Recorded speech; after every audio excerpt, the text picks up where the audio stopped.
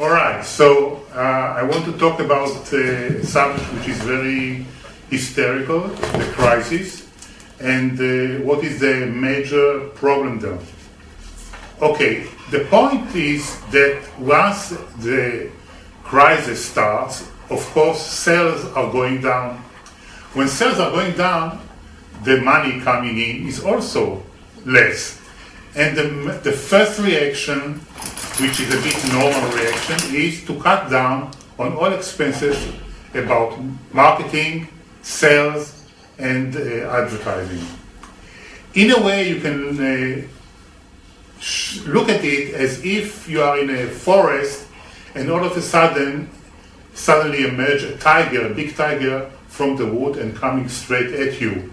Either you are getting like, and basically freeze and die because the tiger will eat you, or you try to make yourself invisible if it's possible, cut down any movement, but that also will not help anything because the tiger will eat you.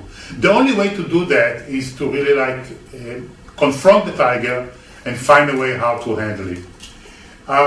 Let us look at it from the viewpoint of the market and the expenses. Let's take 4 companies which let's say sell wine, and one of them is very big. It has like 40% of the market. Another one has 30%. Then comes you, we have only 20%, and then comes another small one with 10%. Everything is going well according to the plan. Each one has its share of the market, advertising and marketing expenses, everything fine. Suddenly start the crisis. When the crisis starts, sales are dropping bit by bit, money coming in is less and less. And of course, if you spent 40,000 before, now you will spend 35, 30, 20.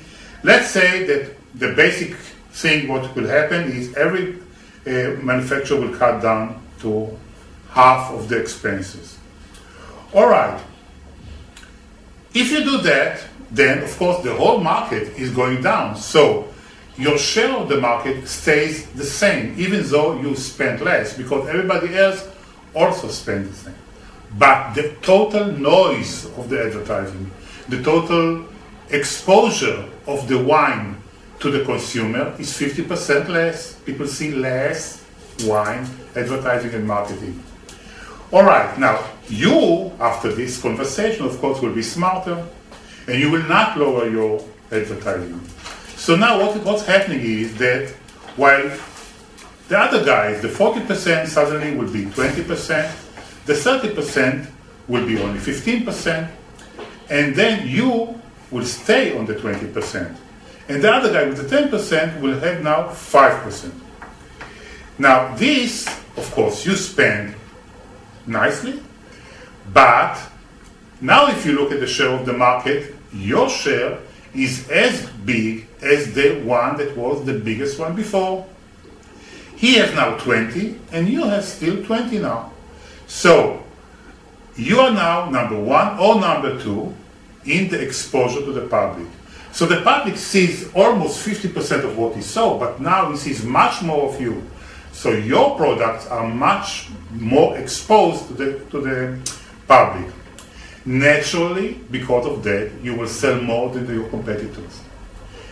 The guy that sold 10% now, and now he's selling only 5% or exposing himself for 5%, most probably will die. That makes sense, because if he's getting less and less and less sales, less and less and less exposure, less advertising, gets less sales and less money, and in the end, he will go bankrupt. But Agora, now we are going to finish with the crisis, and what do we find now? Everybody is starting to sell more, and of course they raise the advertising and marketing. But you are already in a very good position. You are now as good as the one that was before, the leader of the market.